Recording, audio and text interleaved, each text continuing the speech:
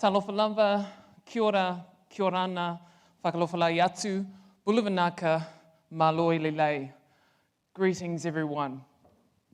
Well, this afternoon we have shared so many delightful stories that not only have paved the way for us now, but where do you go to from here?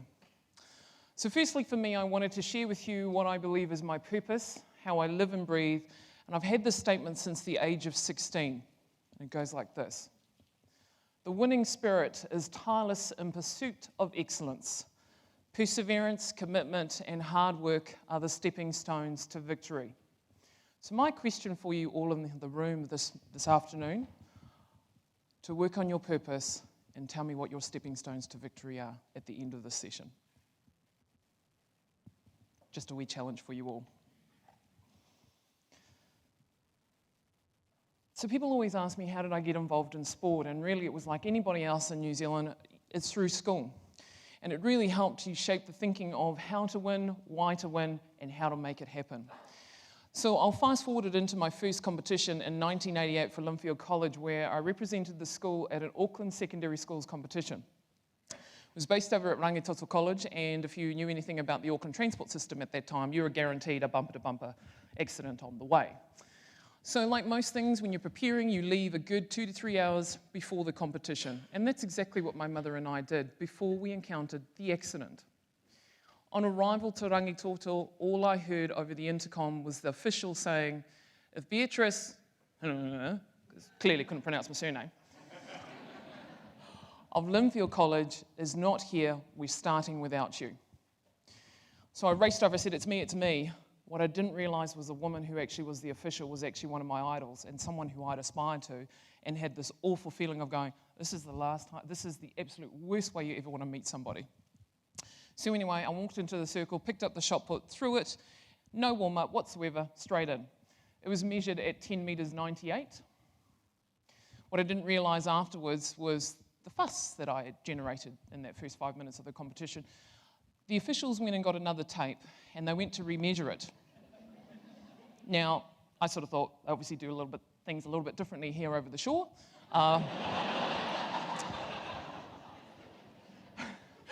Meanwhile, my mother has arrived, Rowena, and she's on the sideline going, I leave you for 5 minutes. 5 minutes on what's happened. And yet again, over the intercom, it's announced. There is a new junior shot put record set by Beatrice of Linfield College. My PE teacher, Miss Warren, comes running up to me and she goes, oh my God, you've broken a record. I'm standing there going, looking at Mum going, I don't even know what a record is. Because the reality of my situation is I knew what a record was. I had 2 of them. One was Michael Jackson, one was Whitney Houston. So I can tell you now, for a matter of fact, what a record is and what it means to an athlete, and it is the best performance on the day. So during my athletic career, I believe that you create what you call your circle of excellence, the community that allows you to grow and be safe. And for me, it was about having the faith, family, friends, and random acts of kindness. So during my athletic career, I depended on a small group of people who I could share my dreams with. Because I'm a firm believer, if you can share your dream, it is a dream that can excel and just excel at a much faster rate than you could ever imagine.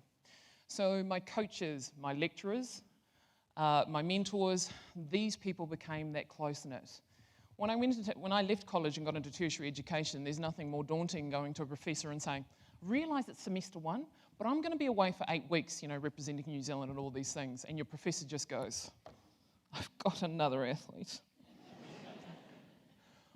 What I learned through these discussions and being open with everyone was to therefore define what we could do together. And there's nothing more inspirational when you can share that because you own it. And there is always going to be points in your life where things aren't going to go well. So how do you recover when you've had disappointment, when you're faced with it, not only locally and close to your family, but also in the media? And I have a key rule that you have 48 hours to decide what has been done and where to from here, and be honest. Listen to that gut feeling that says, we didn't really finish that period off. We didn't execute the technique. We didn't measure the time and effort. Maybe because you chose to study as well as work, options. But typical Beatrice, I said I could do all with the group that allowed me to do so. So when you're dealing with pressure, people obviously will either take it, embrace it, or they'll put it aside. I chose to take it because I wanted to thrive on the pressure and turn it into what I believed as performance.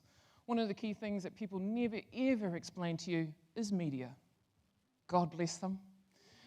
I always describe my relationship with the media as a real love-hate relationship because there are days you're going to love them and there are days you're going to question them. And the values that I stayed true to me whenever I'm being interviewed is to be honest, be factual, talk about what you know.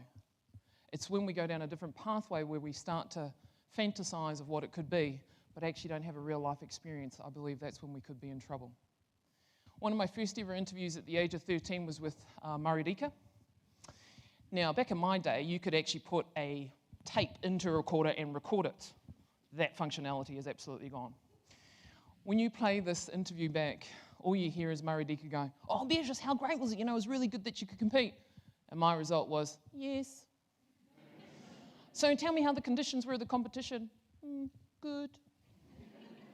So what you learn is you evolve your story. You talk about the circumstance, the conditions. And that, along with wanting the will to study and to work, absolutely thrusted me into a career that I have now. What I believe is having an athlete focus and drive and turning that into business is finding the parallels of how you can perform and allow others to do the same.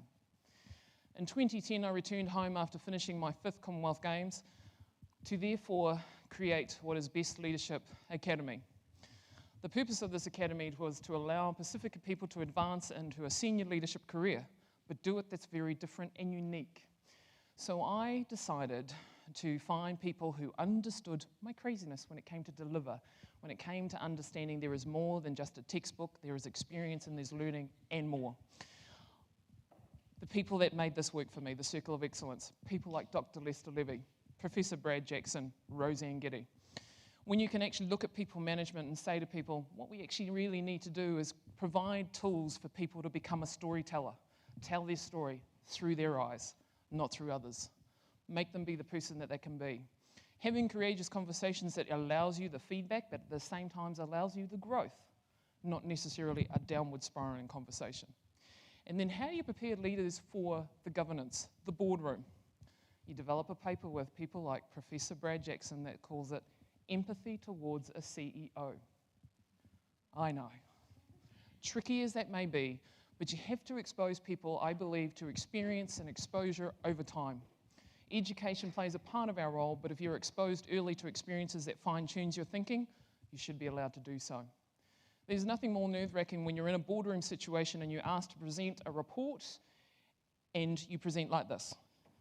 So you read into the paper, build the confidence for the person, give them that tool set.